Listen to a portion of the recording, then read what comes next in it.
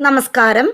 ടൊവിനോ തോമസിനെ നായകനാക്കി നവാഗതനായ ജിതിൻ ലാൽ സംവിധാനം ചെയ്ത് ഓണം റിലീസായി തിയേറ്ററുകളിലെത്തിയ അജയന്റെ രണ്ടാം മോഷണം എന്ന ചിത്രത്തിന്റെ വ്യാജ പതിപ്പ് പുറത്ത്.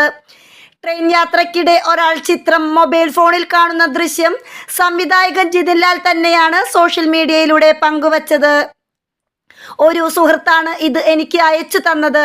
ഹൃദയഭേദകം, വേറെ ഒന്നും പറയാനില്ല. ടെലിഗ്രാം വഴി ARM കാണേണ്ടവർ കാണട്ടെ, അല്ലാതെ എന്ത് പറയാനാ. ലഘു വീഡിയോയ്ക്കൊപ്പം സംവിധായകൻ കുറിച്ചു. 12-ന് സിനിമ റിലീസായി 2 ദിവസത്തിന് ശേഷം കോഴിക്കോട് ഒരു പരിപാടിയിൽ പങ്കെടുക്കവെയാണ് സിനിമ 5ഓളം ടെലിഗ്രാം ഗ്രൂപ്പുകളിൽ ഷെയർ ചെയ്യപ്പെട്ടിട്ടുണ്ടെന്ന് വിവരം ആദ്യം അറിഞ്ഞതെന്ന് ജിതിൻ ലാൽ പറഞ്ഞു. ആരോ കരുതി കൂട്ടി ചെയ്തതാണെന്നാണ് തങ്ങളുടെ ആന്റി പൈറസി വിഭാഗം അറിയിച്ചത്. പിന്നീട് മലയാളം, തമിഴ്, തെലുങ്ക് ഭാഷകളുടെ പകർപ്പ് വന്നതായി അറിയിച്ചു. സാധ്യമാവുന്നിടത്തോളം